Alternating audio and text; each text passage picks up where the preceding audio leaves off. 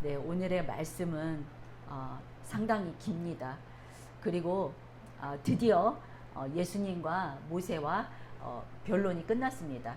그래서 즉각 모세가 순종하는 마음이 들어서 이렇게 순종의 길로 들어섰습니다. 그래서 광야에서 돌아오자마자 장인 이드로에게 말합니다.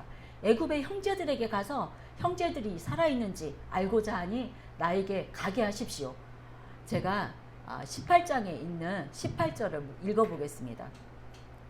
모세가 그의 장인 이드로에게 돌아가서 그에게 이르되 내가 애굽에 있는 내 형제들에게로 돌아가서 그들이 아직 살아있는지 알아보려 하니 나로 가게 하소서. 이드로가 모세에게 평안히 가라 하니라. 아멘. 18절에 있는 말씀을 보시면 돌아가서 라는 단어가 2번 사용됩니다. 원어 성경에서 설명하고 있는 것을 들어보니 돌아가서 라는 동사를 접속어 와우라고도 합니다. 바브라고도 하는데요. 그 단어를 사용해서 연속적으로 2번 사용한다고 합니다. 이것은 2번 사용한다는 것은 조금도 지체하지 않고 모세가 다급하게 행동하고 있다는 것을 말하고 있습니다. 자, 5번이나 하나님 앞에서 거절하던 모세가 이렇게 변화되었던 것은 무슨 이유일까요? 모세가 그의 세속적인 욕망이나 자신의 의지가 아니라 하나님의 강권적인 명령에 순종했기에 가능한 일인 것입니다. 그래서 여기에 쓰인 형제, 단순히 남자 형제 아론을 뜻하는 것이 아니라 한 명의 공동 조상에게서 나온 먼 후손들을 형제라고 하는데, 이렇게 성경에서는 이스라엘 자손들을 뜻하는 말과 함께 자주 쓰였다고 합니다. 그래서 여기에서도 이스라엘 민족 전체라고 할 수 있습니다. 자, 모세처럼 믿음의 사명을 감당하는 사람들은 이렇게 떠나는 일부터 시작하는 것 같습니다. 아브라함은 본토 친척 아비의 집을 떠났고 야곱도 밧단 아람을 떠났습니다. 예수님의 제자들도 그랬지요. 베드로가 예수님을 부르실 때 자기의 직업과 모든 것을 버려두고 예수님을 따라갔습니다. 말씀 중에 이렇게 나옵니다. 그들이 곧 그물을 버려두고 예수를 따르니라. 야고보와 요한 또한 마찬가지였습니다. 그들이 곧 배와 아버지를 버려두고 예수를 따르니라. 예수님이 이렇게 말씀하십니다. 한 제자가 주여 내가 주를 따르겠습니다마는 나로 먼저 내 가족을 작별하게 하소서라고 말합니다. 이에 예수님은 이렇게 대답하시지요. 손에 쟁기를 잡고 내 뒤를 돌아보는 자는 하나님의 나라에 합당하지 않다라고 하십니다. 세상 것을 바라볼 때 주의 사명을 감당하지 못함을 말씀하고 계신 것입니다. 저와 여러분은 하나님께로부터 받은 사명을 감당하기 위해서 어디에서 떠나야 하겠습니까? 하나님보다 먼저 앞세우는 것이 있을 것입니다. 그것이 무엇이든 간에 그것은 우리가 모두 우상이라고 합니다. 우상으로부터 떠나야 합니다. 그리고 세상으로부터 떠나야 합니다. 우리가 세상으로 떠난다는 것을 세상을 등지고 살라는 것이 아니라 세상의 탐욕과 나를 세우려는 명예욕이나 또 세상에서 내가 추구하는 것들이 만약에 나의 만족이라면, 하나님을 향한 것이 아니라면 그것은 우리가 여기에서 떠나야 한다는 뜻입니다. 그러면 여기에서 떠나서 어디로 가야 하는 것입니까요? 출애굽의 주제라고 할 수 있는 십자가의 길일까요? 아니면 하나님 나라일까요? 둘 다 맞습니다. 그러나 그것이 어디든지 간에 우리는 명확하게 알지 못합니다. 예수님에게로 가서 성령님과 동행하는 길이어야 합니다. 사랑의 하나님은 우리가 어디를 떠나서 어디로 가든지 오늘 모세와 하나님이 함께 하셨던 것처럼 하나님의 사랑은 항상 우리와 함께 한다는 것을 잊지 않기를 바랍니다. 자, 다음에 19절을 제가 읽어보겠습니다. 자, 19절 말씀 제가 띄워놓겠습니다. 여호와께서 미디안에서 모세에게 이르시되 애굽으로 돌아가라. 내 목숨을 노리던 자가 다 죽었느니라. 내 생명을 노리던 자들이 다 죽었다는 소식을 전해주시는 하나님은 항상 함께 하신다는 것을 보여주는 하나님의 사랑의 표현이 구절인 것 같습니다. 모세가 비록 미디안을 떠날 결심을 굳혔지만 예전에 애굽 사람을 살해했던 일과 그로 인해서 자신의 생명을 찾던 바로 때문에 아직은 그에게 애굽으로 돌아가는데 약간 두려움이 남아 있었을 것입니다. 하나님께서는 이러한 모세의 형편을 아시고 친히 찾아오셔서 너의 생명을 찾던 사람들이 모두 죽었으므로 안심하고 돌아가라고 말씀하셨던 것입니다. 참으로 하나님은 우리의 마음 가장 은밀한 부분까지도 헤아리시는 분이십니다. 하나님은 우리와 함께 하심으로 우리의 모든 어려움과 근심으로부터 해방시켜주는 분이심을 믿으시길 바랍니다. 아멘. 자, 이러한 시기적절함은 역시 이스라엘을 구원하기 위한 하나님의 시간과 역사까지도 주관하시는 하나님이시지 않습니까? 20절 말씀 모세가 가족을 태우고 애굽으로 돌아가는데 손에는 하나님의 지팡이를 잡고 갑니다. 그리고 애굽에 가서 내가 내 손에 준 이적을 다 행하라고 하십니다. 그동안 보여줬던 세 가지 이적이 있었지요. 뱀이 지팡이로 되는 것, 문둥병, 그리고 피의 이적까지 있었습니다. 이것뿐만 아니라 앞으로 나타나게 될 10가지 재앙, 모든 이적을 가리킵니다. 과거에는 모세의 지팡이가였지만 이제는 하나님의 권능이 담겨진 하나님의 지팡이가 되었습니다. 이는 하나님의 권위를 갖고 하나님의 권위를 대신해서 애굽으로 파견되어 가는 것입니다.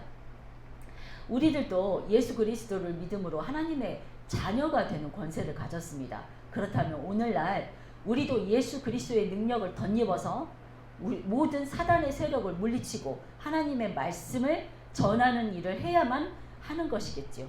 이미 하나님이 우리에게는 각자에게 적합한 은사를 주셨습니다. 그 은사를 활용해서 하나님의 구원의 역사를 이루어 드려야 하는 것이 우리의 사명입니다. 우리 모두 주님과 동행하심으로 끝까지 승리하는 우리들이 되기를 소망합니다. 아멘. 자, 21절 후반부에서부터 보시면 하나님은 모세에게 아주 중요한 사실을 미리 알려주십니다. 읽어보시겠습니다. 저기 화면 보시고 내가 그의 마음을 완악하게 한즉 그가 백성을 보내주지 아니하리니 너는 바로에게 이르기를 여호와의 말씀에 이스라엘은 내 아들 내 장자라 내가 내게 이르기를 내 아들을 보내주어 하여도 내가 보내주기를 거절하니 내가 내 아들 내 장자를 죽이리라 하셨다 하라 하시니라. 아멘. 바로의 마음이 완악하여져서 바로 보내주지 않을 것이라는 것과 이스라엘은 하나님의 장자이므로 거절하는 바로의 장자를 죽이겠다는 것을 미리 알려주시는 하나님입니다. 그런데 이 말씀을 미리 알려주시는 하나님의 마음이 무엇일까요? 바로에게도 회개할 기회를, 돌이킬 수 있는 기회를 주시고 싶었던 것입니다. 우리에게 죄를 회개할 기회를 여러 번 주십니다. 이 기회를 주시는 것도 아마 이와 같은 마음이지 않을까 싶습니다. 돌이키라고 몇 번을 깨닫게 합니다. 우리의 마음에 양심에 회개할 수 있는 어떤 양심의 가책이 올 때가 있습니다. 그때는 하나님께 회개하라는 하나님의 사인입니다. 그런데 우리는 회개하기도 하고 회개 안 하기도 하지만 회개하고서도 돌아서면 또 죄를 짓게 되는 것입니다. 우리의 이런 모습이 오늘 바로와 별반 다르지 않습니까? 우리들도 이렇게 하나님의 명령을 계속 거부함으로 죄를 짓게 되고 영적 판단력이 무뎌져서 그렇게 수많은 회개의 기회를 놓치는 일이 없기를 바랍니다. 오늘 말씀을 듣고 계시는 저와 여러분은 이 시간 이후로 바로와 같이 10번의 재앙으로 모든 것을 망하고 장자까지 죽이는 것이 아니라 하나님의 인도하심을 받을 만한 때에 그때 회개하고 구원을 받는 역사가 있기를 소망합니다. 아멘.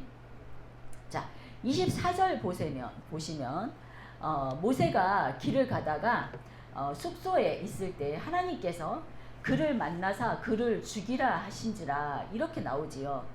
그 이후에 제가 잠깐 읽어보겠습니다. 십보라가 돌칼을 가져다 그의 아들의 표피를 베어 그의 발에 갖다 대며 이르되 당신은 참으로 내게 피난편이로다 하니 여호와께서 그를 놓아주시니라. 그때 십보라가 피난편이라 하면 할례 때문이었더라. 모세가 길의 숙소에 있을 때 하나님께서 모세를 우연히 만난 것이 아닙니다. 하나님께서는 그를 죽이려 길의 숙소를 찾아오신 것입니다. 이에 깜짝 놀란 모세의 아내 십보라가 돌칼을 가져다가 그 둘째 아들의 할례를 행합니다. 그래서 겨우 하나님이 모세를 살려주십니다. 십보라는 할례 때문에 하나님이 자기의 남편을 죽이려는 것을 어떻게 알았을까요? 네, 정확한 이유는 여기에 나와 있지 않습니다. 하지만 그 모세에게는 아들 둘이 있었습니다.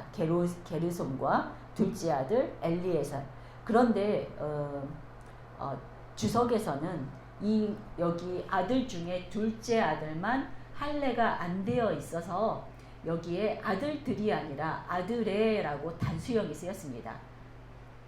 주석에는 둘째 아들 엘리에셀의 할례였다고 합니다. 할례는 당시에 바벨론과 아수르를 제외한 셈족에게 성인이 되면은 행해지던 성인 의식이었다고 합니다.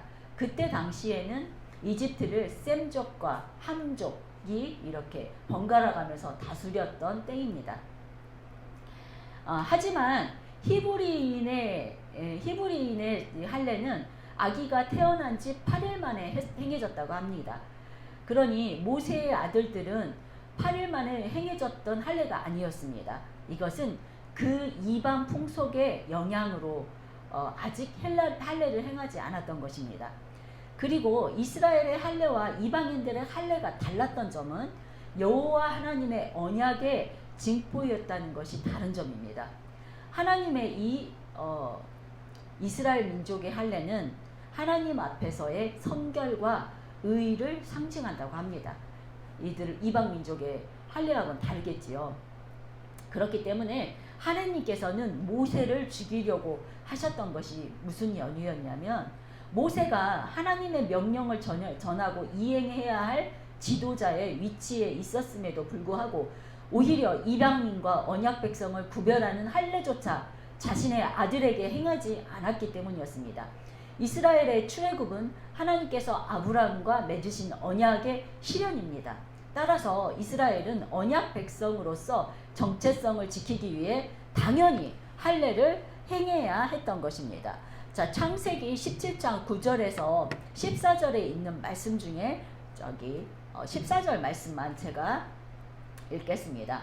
하나님이 또 아브라함에게 이르시되 그런즉 너는 내 언약을 지키고 내 후손에게도 대대로 지키게 하라. 너희 중에는 다 할례를 받으라. 이것이 너와 나와 너희 후손 사이에 지킬 내 언약이니라.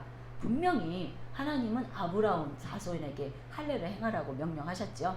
그런데 이스라엘 백성들은 가나안으로 이끌고 갈 새로운 지도자로 세워진 모세가 자신의 아들에게 할례를 행하지 않은 것은 큰 문제가 되는 것입니다. 그러한 모세는 이스라엘 백성의 지도자가 될 수 없었던 것입니다. 이는 하나님께서 모세의 사명 완수보다 언약과 성결의 문제가 생명보다 더 귀하게 여겼다는 증거입니다. 요즘 교회 지도자들에게 큰 깨달음을 주는 말이 되면 좋겠습니다. 이렇게 우리가 어떤 사명을 완수하는 것보다는 하나님 앞에서의 언약을 지키고 성결하는 것이 우리의 첫 번째 임무입니다.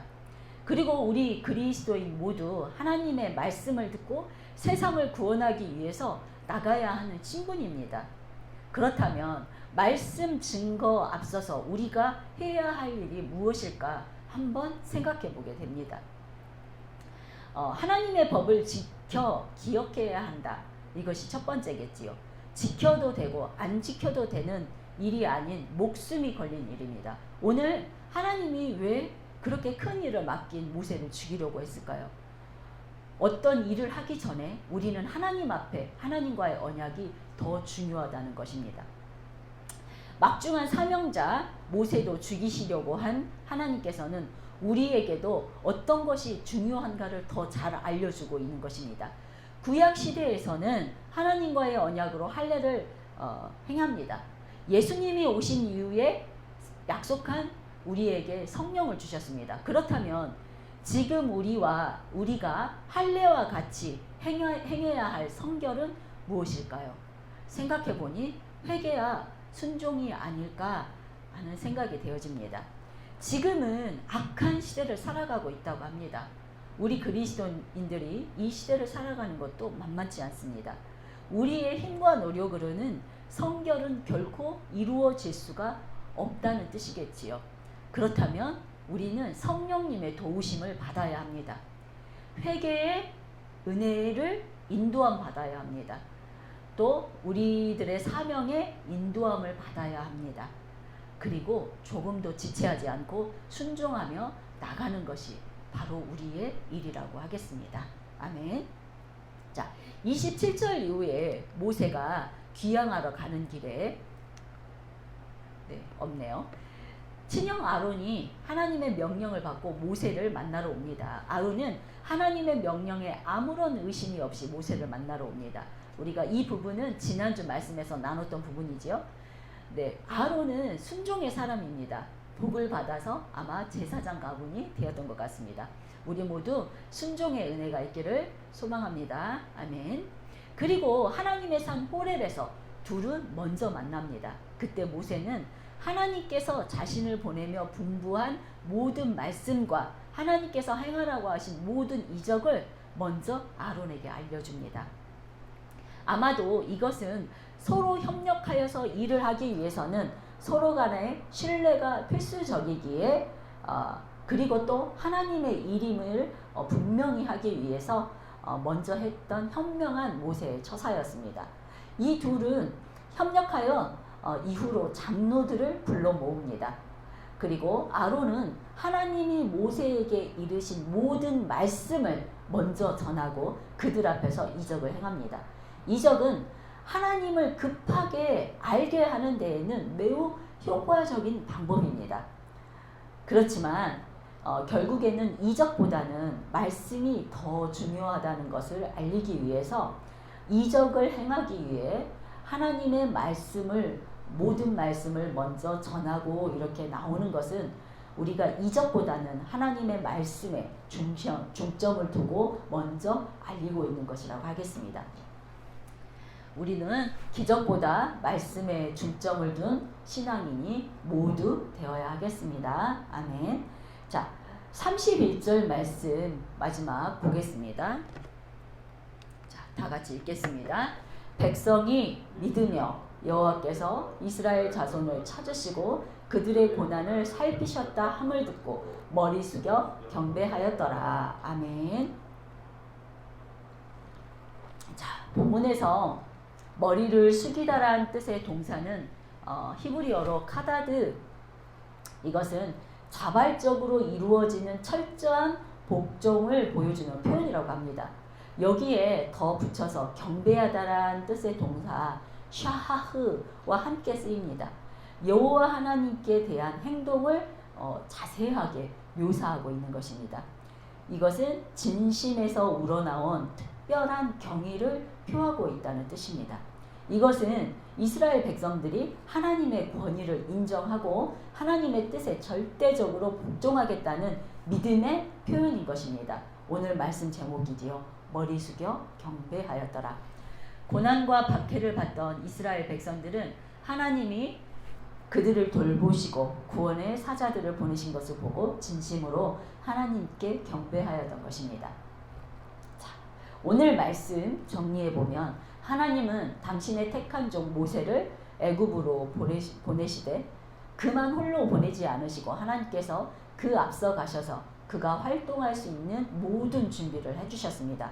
우선 아론을 동역자로 세워주셨고 이스라엘 장로들로 하여금 마음을 열고 모세를 환대하도록 섭리하셨습니다.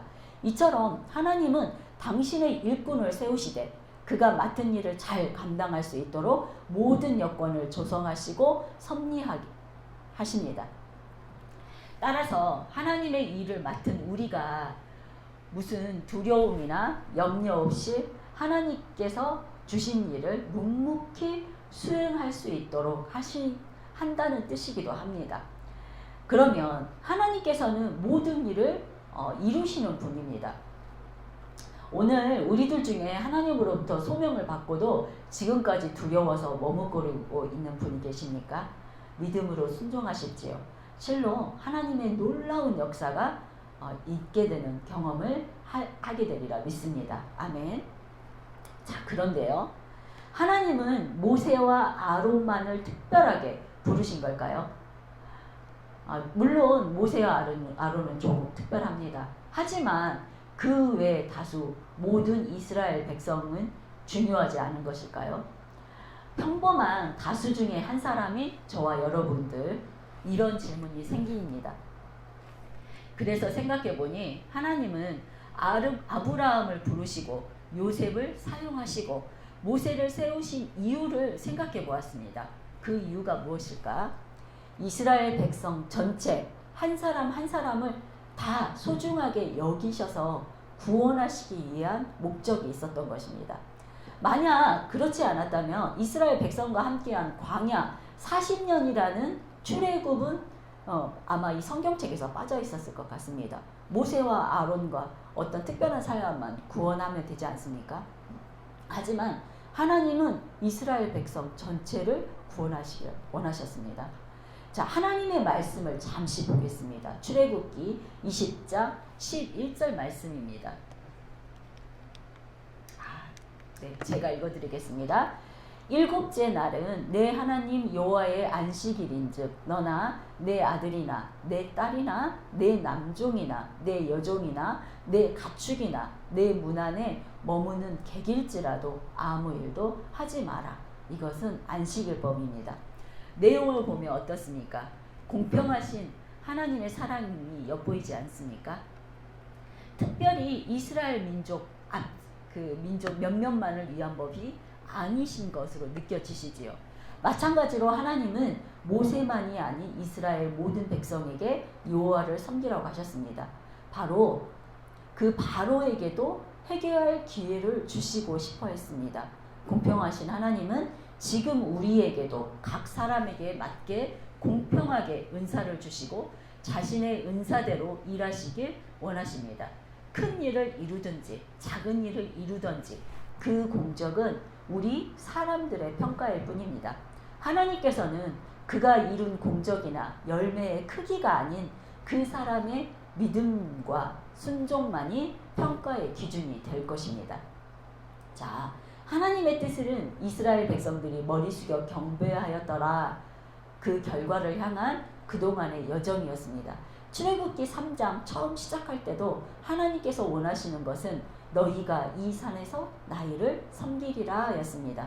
그렇다면 하나님의 우리를 향한 뜻은 무엇일까요? 여러분은 어떻게 생각되십니까? 그분은 언약을 지키시고 신실하신 분이시고 과거나 지금이나 동일하신 분입니다. 출애굽의 하나님은 지금 우리의 하나님이시기도 합니다. 그러므로 이스라엘 백성들처럼 우리 모두는 하나님을 섬기는 일로 부르심을 받았습니다.